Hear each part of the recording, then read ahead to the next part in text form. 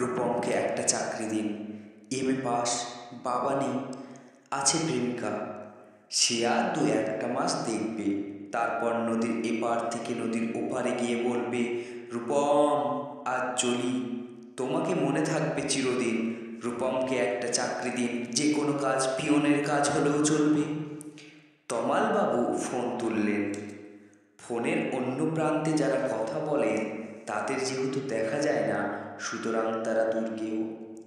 তমালবাবু মামাকে বললেন রূপমের একটা চাকরি দরকার। মামা বললেন কাকাকে, কাকা বললেন জ্যাঠাকে, জ্যাঠা বললেন বাতাসকে। মানুষ জানলে একরকম, কিন্তু বাতাস জানলে প্রথমেই ছুটে যাবে দক্ষিণে। সে বলবে দক্ষিণের অরণ্যকে, অরণ্য বলবে আগুনকে, আগুন গেল আলিমুদ্দিন স্ট্রিটে, আলিমুদ্দিন ছুটল নদীকে বলার জন্য, নদী এসে আছড়ে পড়ল উপকূলে, আর সমুদ্র হিমাচল বলে উঠল, রূপমকে একটা চাকরি দাও, এমএ পাশ করে বসে আছে ছেলেটা।